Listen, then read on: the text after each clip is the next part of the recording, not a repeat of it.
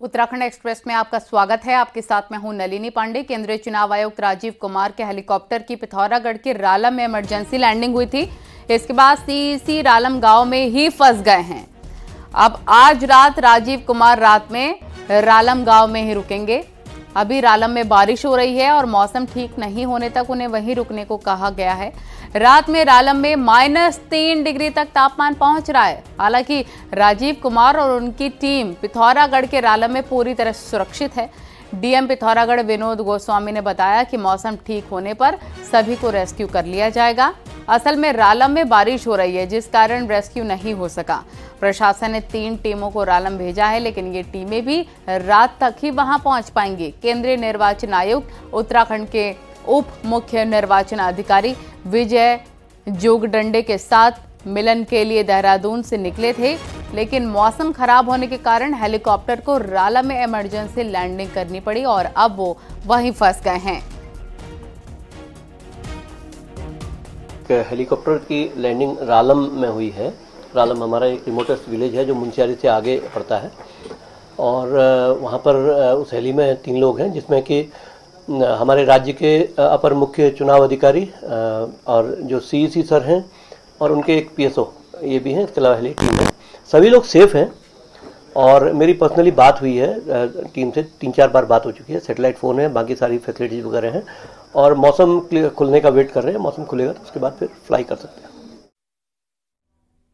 विजयवर्धन उप्रेती हमारे साथ हमारे सहयोगी जुड़ गए हैं ज्यादा अपडेट के साथ। विजयवर्धन, राजीव कुमार रात में कहां पर रुके हैं, कैसी व्यवस्था उनके खाने पीने रहने की है, क्योंकि बताया जा रहा है कि -3 डिग्री बहुत ज्यादा ठंड भी वहां पर पड़ रही होगी। क्या जानकारी है आपके पास?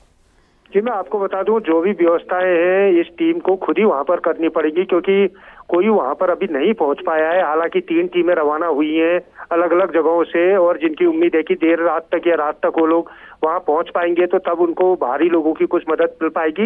लेकिन अभी हमारे पास जो जानकारी आ रही है, एक घर में वो लोग रुके हैं। कुछ आग का इंतजाम वहां पर उन्होंने खुद किया हुआ है, क्योंकि 12,000 फीट की हाइट में करीबन ये रालम का ये गाँव है और काफी ठंडा इलाका है। इन इलाकों में इन दिनों पलायन भी हुआ है, क्योंकि जो ठंड में लोग निचले इलाकों की ओर आते हैं। तो जो भी सुविधाएं हैं उन्होंने खुद वहां पर जुटा रखी है। आग वहां पर है तो एक तरीके से सुरक्षित है। ठंडे से भी काफी हद तक राहत मिल जाएगी और एक घर में फिलहाल वो पूरी तरीके से सुरक्षित है। प्रशासन से जो हमारी बात हुई है, उनका कहना है मौसम ठीक होने पर सभी लोगों को आसानी से वहां से रेस्क्यू किया जाएगा। अब इंतजार कल सुबह का है। अगर कल सुबह मौसम कुछ ठीक होता है तो 4 के 4 लोगों को वहां से आसानी से यहाँ पर रेस्क्यू करने की तैयारी हो रही है। जी ठीक है, बहुत शुक्रिया विस्तार से जानकारी देने के लिए। चमोली के गौचर में हुए विवाद के बाद पहाड़ में विरोध बढ़ता जा रहा है। यहां गैरसैंण के खनसर में व्यापार सभा के लोगों ने बैठक की। इसमें मुस्लिम लोगों को 31 दिसंबर तक खनसर छोड़ने की चेतावनी दी गई है। लोगों का कहना है कि जल्द से जल्द मुस्लिम लोग पूरे इलाके को खाली कर दें ताकि यहां अमन चैन बना रहे। दरअसल मंगलवार को चमोली के गौचर में 2 पक्षों में झड़प हुई है। इसके बाद हिंदू संगठन नाराज हैं और आज इसको लेकर हिंदू संगठन के लोगों ने प्रदर्शन भी किया है। इस विशेष समुदाय से आप लोग भी सजग रहें ताकि किसी भी प्रकार की जनहानि, किसी भी प्रकार की हमारी मातृशक्ति के साथ किसी प्रकार का कोई दुर्घटना ना हो, उनके बाद दुर्व्यवहार ना हो और हमारे जो व्यापारी हैं उनका अपना व्यापार हो, क्योंकि बाहर से आकर कई लोग यहाँ पर नाम बदल कर रह रहे हैं, उनका भी सत्यापन हो और विशेषकर जो हमारे घर गांव में पहाड़ में जो ये फेरी वाले हैं इन पर पूर्ण प्रतिबंध लगे। धन्यवाद। महिला से रेप के आरोपी जेल में बंद नैनीताल दुग्ध संघ अध्यक्ष मुकेश बोरा को हाईकोर्ट से राहत नहीं मिली है और मुकेश बोरा की दीपावली भी जेल में ही कटेगी। हाईकोर्ट ने मुकेश बोरा की जमानत याचिका पर सुनवाई करते हुए सरकार को 4 हफ्तों में जवाब के लिए समय दिया है। निचली अदालत से जमानत याचिका खारिज होने के बाद मुकेश बोरा ने अब हाईकोर्ट की शरण ली है, लेकिन हाईकोर्ट से भी मुकेश बोरा को फिलहाल जमानत नहीं मिली है। आपको बता दें कि दुग्ध संघ अध्यक्ष मुकेश बोरा पर दुग्ध संघ में काम करने वाली महिला से बलात्कार का आरोप है। इसी के साथ एक नाबालिग ने भी यौन उत्पीड़न का आरोप मुकेश बोरा पर लगाया है। स्पेशल कोर्ट पॉक्सो से खारिज होने के बाद आज यहाँ जमानत याचिका अभियुक्त द्वारा दायर की गई थी, जिस पर कोर्ट ने जो सरकारी वकील हैं उनसे, प्रोसिक्यूशन से और जो शिकायतकर्ता है इन्फॉर्मेंट की तरफ से, उनसे जवाब मांगा है। 4 सप्ताह में काउंटर फाइल होना है। हल्द्वानी के बनभूलपुरा में आगजनी हिंसा मामले में मुख्य आरोपी अब्दुल मलिक को आज भी हाईकोर्ट से कोई राहत नहीं मिल सकी है। सरकार ने अब्दुल मलिक की जमानत पर आपत्ति दर्ज करने के लिए कोर्ट से 4 हफ्तों का वक्त लिया है और कोर्ट ने सरकार को 4 हफ्तों का वक्त दिया है। अब जमानत याचिका पर अगली सुनवाई 20 नवंबर को होगी। आपको बता दें कि नैनीताल के बनभूलपुरा में 8 फरवरी को मलिक के बगीचे में अतिक्रमण हटाने के दौरान हिंसा हुई थी। इस दौरान उपद्रवियों ने थाने को फूंक दिया था तो आसपास आगजनी की घटना को अंजाम दिया है।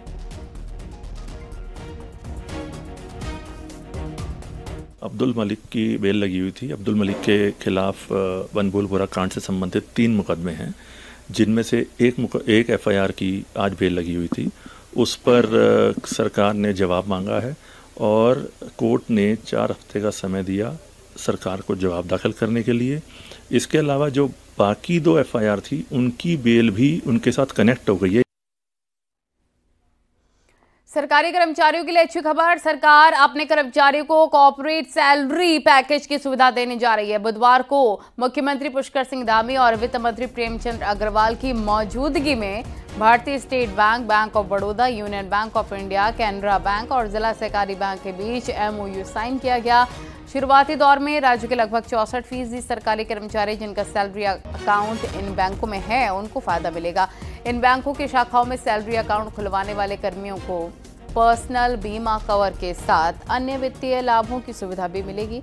दुर्घटना में मृत्यु पर 30 लाख से 1 करोड़ तक की मदद मिलेगी, जबकि अपंगता की स्थिति में भी मदद दी जाएगी।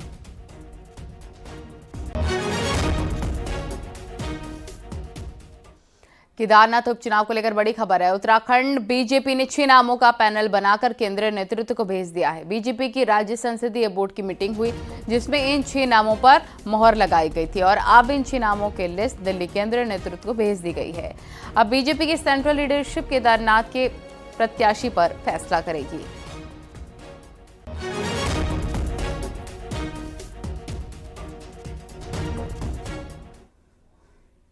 केदारनाथ में कांग्रेस गोलाबंदी में जुटी है। 3 विधायकों और गढ़वाल से चुनाव लड़ चुके गणेश गोदियाल को पार्टी ने ऑब्जर्वर बनाया है। बीजेपी का कहना है कि हम उम्मीदवार घोषित करने वाले हैं और कांग्रेस अभी ऑब्जर्वर में ही उलझी हुई है।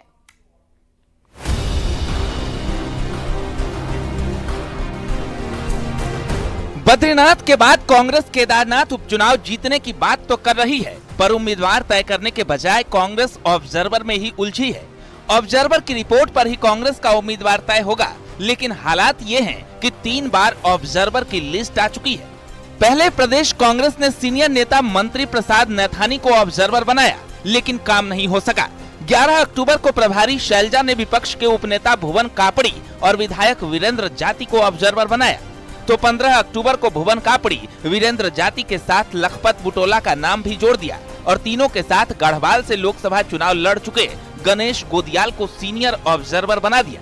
अब 21 अक्टूबर को सीनियर ऑब्जर्वर के तौर पर गणेश गोदियाल केदारनाथ विधानसभा क्षेत्र में जाएंगे और फिर अपनी रिपोर्ट हाईकमान को सौंपेंगे। वहीं गोदियाल की रिपोर्ट ही हाईकमान को बताएगी कि सही उम्मीदवार कौन होगा। ऐसी कोई बात नहीं है कि पर्यवेक्षक बदल दिए गए। जो पहले पर्यवेक्षक बने थे उनमें से एक जो सीनियर पर्यवेक्षक मंत्री प्रसाद नैथानी जी बने थे, उनकी कोई निजी समस्या है, उनके परिवार में किसी का स्वास्थ्य ठीक नहीं है, थोड़ा बदलाव किया। जहां तक मेरा प्रश्न है, मुझे बनाने का प्रश्न है, तो पार्टी को ये लगा होगा कि गणेश गोदियाल को बनाया जाना चाहिए, तो इसलिए पार्टी ने बनाया। और निश्चित रूप में अगर मुझे बनाया है तो जो भी पार्टी के हित में होगा, बिल्कुल विशुद्ध इस भाव से कि हम वहां चुनाव जीतें, इस भाव से हम सब मिलकर वहां काम करेंगे। 20 नवंबर को केदारनाथ में उपचुनाव होना है और कांग्रेस अभी ऑब्जर्वर खेल रही है। कांग्रेस के इस हाल से बीजेपी को काम आसान होने की उम्मीद है। प्रदेश अध्यक्ष महेंद्र भट्ट के मुताबिक बीजेपी उम्मीदवार घोषित करने की तैयारी में है और कांग्रेस ऑब्जर्वर में उलझी है। कांग्रेस को प्रत्याशी घोषित करने चाहिए, कांग्रेस उस समय पर ऑब्जर्वर घोषित कर रही है। इसी कारण है कि कांग्रेस का आंतरिक द्वंद्व भी प्रत्यक्ष रूप से जनता के सम्मुख है। विकास रहा दूर केवल सत्ता के लिए और चुनाव की दृष्टि से प्रत्याशियों के बारे में विचार न करते हुए कांग्रेस आंतरिक द्वंद्व का शिकार हो रही है, जिसका परिणाम है कि बार-बार ऑब्जर्वर बदल रहे हैं। बीजेपी चुनाव मैनेजमेंट में माहिर है लेकिन सवाल कांग्रेस के सामने है, जो दावा तो बद्रीनाथ की तरह केदारनाथ में जीत का कर रही है, लेकिन तैयारी के नाम पर बात ऑब्जर्वर से आगे नहीं बढ़ पा रही। दीपांकर भट्ट, न्यूज़ 18, देहरादून।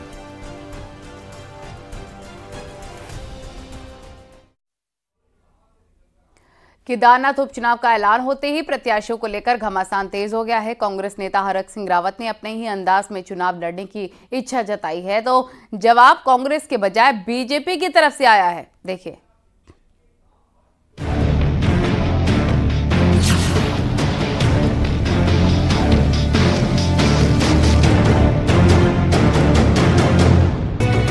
मैं एमएलए के चुनाव लड़ने के लिए ना 22 में इंटरेस्टेड था। जब मैं कांग्रेस में सम्मिलित हुआ तो मैंने स्वयं कहा मैं विधायक का चुनाव लड़ने के लिए बहुत इंटरेस्टेड नहीं हूँ। मैं तो बिल्कुल भी एमएलए चुनाव लड़ने के लिए इंटरेस्टेड नहीं हूँ, लेकिन पार्टी के कार्यकर्ता है, पार्टी जहां भी लगाएगी हम। ये है कांग्रेस नेता हरक सिंह रावत। हरक सिंह रावत भले ही कह रहे हों कि वो 2022 में भी विधायक का चुनाव लड़ने के इच्छुक नहीं थे, लेकिन ये जग जाहिर है कि 2022 में जब बीजेपी में हरक सिंह रावत को मनमाफिक टिकट नहीं मिला तो उन्होंने बीजेपी ही छोड़ दी। तब से राजनीति के हाशिए पर खड़े हरक सिंह रावत अब केदारनाथ चुनाव को एक मौके के रूप में देख तो रहे हैं, लेकिन खुलकर सामने आने से बच रहे हैं। हरक सिंह एक बार फिर विधायक का चुनाव लड़ने की अनिच्छा भी जता रहे हैं, तो साथ ही पार्टी का आदेश मानने की बात भी कह रहे हैं। बीजेपी प्रदेश अध्यक्ष महेंद्र भट्ट ने हरक के इस बयान पर चुटकी ली है और उन्होंने कहा कि प्रेशर बनाने की हरक सिंह की ये पुरानी आदत है। तो कभी धारी देवी कसम खाना कि मुझे मंत्री नहीं बनना, मुझे चुनाव नहीं लड़ना, तो ये उनका एक प्रकार से अपने दल के अंदर प्रेशर मेंटेन करने का उनका पुराना एक तरीका है। लेकिन इतना मैं व्यक्तिगत रूप से हरक सिंह भाई से कहूंगा कि इस उम्र में और कम से कम केदारनाथ विधानसभा के बारे में सोच कर भी वो एक प्रकार से अपने कद को कम कर रहे हैं। कभी पौड़ी, कभी रुद्रप्रयाग, कभी लैंसडॉन तो कभी कोटद्वार से चुनाव लड़ चुके हरक सिंह रावत अब केदारनाथ की बाट जोह रहे हैं। सूत्रों की माने तो हरक सिंह रावत केदारनाथ से चुनाव लड़ने की अपनी इच्छा पार्टी नेतृत्व के सामने भी जाहिर कर चुके हैं। केदारनाथ से कांग्रेस के पूर्व विधायक मनोज रावत भी टिकट के प्रबल दावेदार हैं। ऐसे में हरक सिंह पर पार्टी कितना विचार करती है, ये देखने वाली बात होगी। देहरादून से न्यूज़ 18 के लिए सुनील नप्रभात की रिपोर्ट।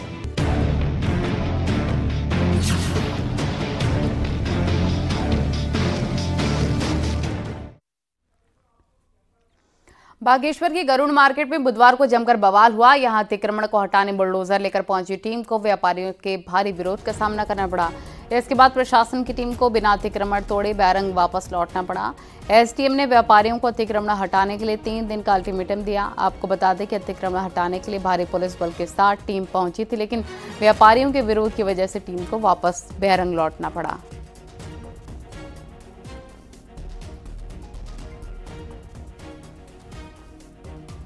हरिद्वार में हर के पैड़ी और गंगा घाटों के आसपास बसी अवैध झुग्गी झोपड़ियों को हटाया गया है। नगर निगम का अतिक्रमण के खिलाफ अभियान 2 दिन से जारी है और घुमंतु परिवारों के द्वारा बनाई जाने वाली झोपड़ियों में मांस मदिरा मिलने के कई मामले सामने आए हैं। स्थानीय लोगों और धार्मिक संगठनों के विरोध के बाद एक बार फिर नगर निगम और प्रशासन ने झोपड़ियों को हटाना शुरू कर दिया है। नगर निगम ने अब तक 50 से ज्यादा झुग्गियों को जेसीबी मशीन से हटा दिया है।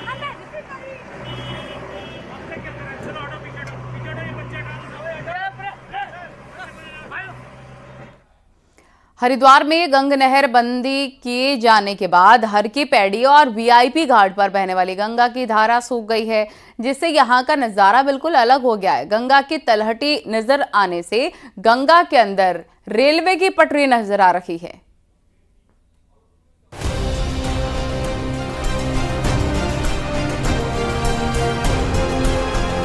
हरिद्वार में इन दिनों गंगा के नीचे रेलवे ट्रैक दिखाई दे रहा है, जो लोगों में चर्चा का विषय बना हुआ है। अचानक नदी के अंदर रेलवे ट्रैक दिखने से लोग हैरान हैं। दरअसल इन दिनों गंग नहर बंदी की वजह से हर की पौड़ी के पास गंगा जल विहीन हो गई है। वहीं पानी नहीं होने की वजह से गंगा की तलहटी साफ दिखाई दे रही है, जिसमें कुछ पटरियां भी दिखाई दे रही हैं। सोशल मीडिया पर इन ट्रैक्स की वीडियो और फोटो शेयर कर तरह तरह के दावे किए जा रहे हैं। हर की पैड़ी पर इस वक्त गंगा जल नहीं नजर आ रहा है, जिसकी वजह से गंगा की तलहटी नजर आ रही है। कई तरह की चर्चाएं लोगों के बीच में चल रही हैं कि क्या यहाँ पर कभी रेल चला करती थी। जब ये गंग नहर का यहाँ पर निर्माण हुआ था, गंग नहर का निर्माण चल रहा था, क्योंकि जो गंग नहर थी योजना बहुत बृहद योजना थी। हरिद्वार से कानपुर तक ये गंग नहर जाती है और ये बड़ी बृहद स्तर पर ये गंग नहर बनाई जा रही थी। 19वीं सदी के मध्य में जब इसका निर्माण काम चल रहा था, तब यहाँ पर ट्रॉली के माध्यम से जो निर्माण सामग्री थी उनको लाया जाता था, ढोया जाता था। उस वक्त यहाँ पर इन पटरियों का इस्तेमाल होता था और छोटी जो ट्रेन है वो यहाँ पर चलती थी और जो ब्रिटिश के ऑफिसर्स थे, अंग्रेज ऑफिसर्स थे, वो यहाँ पर आते थे, बड़े बड़े इंजीनियर यहाँ पर आते थे निरीक्षण के लिए, उसमें इन रेल पटरियों का इस्तेमाल होता था। हरिद्वार के पुराने जानकार बताते हैं कि 1850 के आसपास गंग नहर के निर्माण के दौरान इन ट्रैक पर चलने वाली हाथ गाड़ी का इस्तेमाल निर्माण सामग्री ढोने के लिए किया जाता था। भीमगौड़ा बैराज से डामकोठी तक डैम और तटबंध बनाए जाने का काम पूरा होने के बाद अंग्रेज अफसर निरीक्षण करने के लिए इन गाड़ियों का इस्तेमाल करते थे। निर्माण सामग्री लाने ले जाने के लिए ये ट्रैक बिछाया गया था, जिसको मजदूर धक्का देकर लाते थे। और बाद में जो है जब निर्माण कार्य पूरे हो गए, बैराज तटबंध आदि के निर्माण कार्य ये 1948-50 के आसपास तक पूरे हो गए, सॉरी 1850 के आसपास तक जब पूरे हो गए, उसके बाद इसका प्रयोग जो है वो अंग्रेज अधिकारी, अंग्रेज अफसर और जो भी पर्यटन की दृष्टि से भी इसका प्रयोग होने लगा। इतिहास के जानकार बताते हैं कि गंग नहर लॉर्ड डलहौजी का एक बड़ा प्रोजेक्ट था, जिसे इंजीनियर कोटले के सुपरविजन में तैयार किया गया था। ब्रिटिश काल में कई ऐसे बड़े निर्माण किए गए जिनकी आधुनिक भारत में महत्वपूर्ण भूमिका है। गंग नहर लॉर्ड डलहौजी का एक बड़ा ही प्रोजेक्ट था, जो 1848 से लेकर 1856 तक यहाँ पर रहे। और एक तरीके से हम ये कह सकते हैं कि आधुनिक भारत के जो सूत्रधार थे, जितने भी उद्योग धंधे हैं और अन्य तमाम चीज़ें, रेलवे है और आपका टेलीग्राम है, पोस्ट ऑफिस है, ये तमाम चीज़ें जो लेकर के आए वो वही व्यक्ति लेकर आए जिनको हम लॉर्ड डलहौजी के नाम से जानते हैं। हर साल मेंटेनेंस के लिए यूपी सिंचाई विभाग की ओर से गंग नहर बंद की जाती है, जिससे हरिद्वार का नजारा पूरी तरह से बदल जाता है। गंगा का पानी सूख जाने से गंगा की तलहटी पर नजर आ रही ये पटरियां ब्रिटिश कालीन तकनीक की एक बानगी भी कही जा सकती है। न्यूज 18 के लिए हरिद्वार से पुलकित शुक्ला की रिपोर्ट। और अब आपको दिखाते हैं पहाड़ टॉप 10 न्यूज। बागेश्वर जिला अस्पताल से पुलिस ने 5 दलालों को पकड़ा है, जो कि मरीजों को प्राइवेट लैब भेजने का काम करते थे। पुलिस को कई दिनों से शिकायत मिल रही थी। पौड़ी के अटल आदर्श राजकीय इंटर कॉलेज बिलखेत में प्रभारी प्रधानाचार्य और स्कूल टीचर के बीच कुछ दिन पहले हुई आपसी बहस के मामले में अभिभावक संघ ने प्रभारी प्रधानाचार्य और स्कूल टीचर के ट्रांसफर की मांग उठाई है। नैनीताल रोपवे में मॉक ड्रिल की गई और बताया गया कि अगर कोई आपातकालीन स्थिति बन जाती है तो सुरक्षित पर्यटकों को बाहर कैसे निकाला जा सकता है। केदारनाथ में होने वाले उपचुनाव को लेकर प्रशासन तैयारियों में जुट गया है। केदारनाथ विधानसभा में 2 जोनल मजिस्ट्रेट और 7 सेक्टर मजिस्ट्रेट तैनात किए गए हैं। डोईवाला में नगरपालिका चुनाव की तैयारियों को लेकर कांग्रेस ने अहम बैठक का आयोजन किया है। इसमें नगरपालिका चुनावों को लेकर आवेदन किए गए हैं। राज्य में ट्रांसजेंडरों के अधिकार और संरक्षण के मामले में हाई कोर्ट में सुनवाई हुई। कोर्ट ने सरकार को मामले में डिटेल रिपोर्ट पेश करने को कहा। कोर्ट इस मामले पर अब 18 नवंबर को अगली सुनवाई करेगा। कोर्ट द्वार में किन्नरों की मनमानी से परेशान लोगों ने तहसील में हंगामा किया। बड़ी संख्या में तहसील में प्रदर्शन करने पहुंची महिलाओं ने किन्नरों पर अवैध वसूली के आरोप लगाए। उत्तराखंड क्रांति दल प्रदेश में मूल निवास और भू कानून लागू करने की मांग को लेकर 24 अक्टूबर को देहरादून में परेड ग्राउंड से सीएम आवास तक तांडव रैली निकालेगा। बागेश्वर में साइबर क्राइम से बचाव के लिए 1 दिवसीय कार्यशाला आयोजित की गई है। साइबर अपराधों से जुड़े विभिन्न प्रकार और उनसे सुरक्षित रहने के तरीके समझाए गए हैं। टिहरी में इन दिनों सड़कों की डेंटिंग पेंटिंग का काम चल रहा है। लोगों का कहना है कि ठेकेदार बीच सड़क सामान छोड़ रहा है, जिससे हादसों का खतरा बना हुआ है। अगर हम आपको कहें कि उत्तराखंड के डिग्री कॉलेज में अब प्राइवेट कंपनी के जरिए ठेके पर रखे हुए टीचर आपके बच्चों को पढ़ाएंगे तो आपको यकीन होगा या नहीं? लेकिन सरकारी नियम के मुताबिक यही होने जा रहा है। उत्तराखंड की डिग्री कॉलेजों में अब जितने भी कॉन्ट्रैक्ट पर असिस्टेंट प्रोफेसर रखे जाएंगे उन्हें एक प्राइवेट कंपनी ठेके पर रखेगी। देखिए,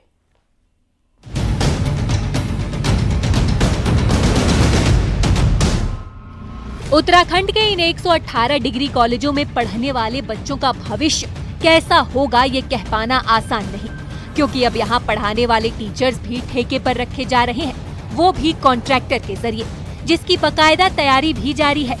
उच्च शिक्षा विभाग से जुड़े इन कॉलेजों में 25 असिस्टेंट प्रोफेसर और 125 योगा ट्रेनर कॉन्ट्रैक्ट पर रखने की तैयारी है। हालांकि इस प्रक्रिया पर खुद उच्च शिक्षा निदेशालय ही आपत्ति जता चुका है। आउटसोर्स से इसका सिलेक्शन की प्रक्रिया आरंभ की थी, जिसमें हमने जैम के माध्यम से आउटसोर्स एजेंसी सिलेक्ट कर ली थी और आउटसोर्स एजेंसी सिलेक्ट करने के बाद प्रयाग पोर्टल में हमें रजिस्ट्रेशन करना था। चूंकि प्रयाग पोर्टल स्किल डिपार्टमेंट का एक सॉफ्टवेयर है और प्रयाग पोर्टल में जो शासनादेश में है उसमें जो हमें टीचर मिल रहे थे वो 1:3 रेशियो के हिसाब से रैंडम के आधार पे मिल रहे थे, रैंडमाइजेशन के आधार पे। और उसमें हमें दिक्कत ये हो रही थी कि हम टीचर्स को वरीयता के क्रम में मेरिट के आधार पे हम नियुक्त करना चाहते थे और उसमें शासनादेश में वो व्यवस्था नहीं थी। दरअसल शासन ने कुछ दिन पहले सभी सरकारी विभागों को यह आदेश दिया कि आउटसोर्स के जरिए जो भी नियुक्तियां होंगी वो प्रयाग पोर्टल के जरिए होंगी। अभी तक सरकारी विभागों में चपरासी से लेकर बाबू तक ही प्रयाग पोर्टल से आ रहे थे, लेकिन अब उच्च शिक्षा विभाग में भी शासन का यह आदेश गले की फांस बन गया है।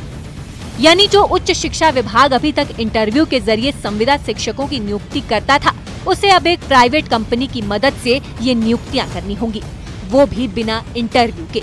ऐसे में इन कॉलेज में पढ़ने वाले स्टूडेंट्स की पढ़ाई का स्तर क्या होगा, ये अपने आप में बड़ा सवाल है। हल्द्वानी से न्यूज़ 18 के लिए शैलेंद्र नेगी की रिपोर्ट।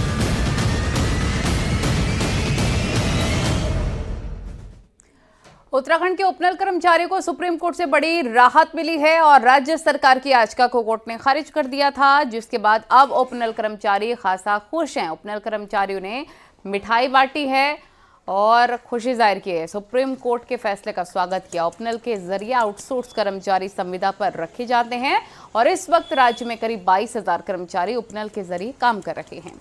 अब बजट की कमी से जूझ रही सरकार के लिए सुप्रीम कोर्ट के फैसले ने मुश्किल बढ़ा दी है।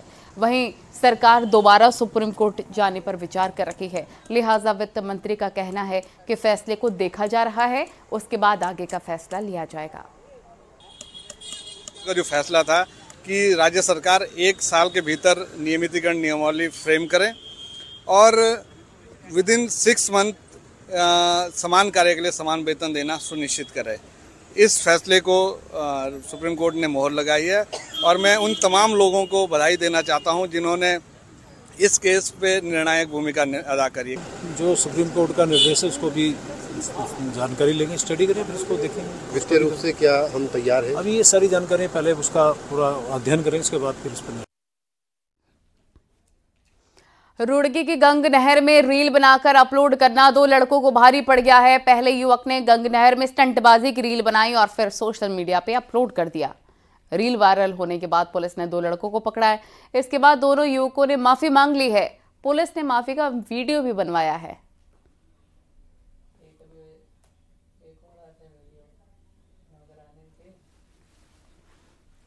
खबरें जारी हैं, रुकेंगे छोटे से ब्रेक के लिए, आगे देखें महाबहस।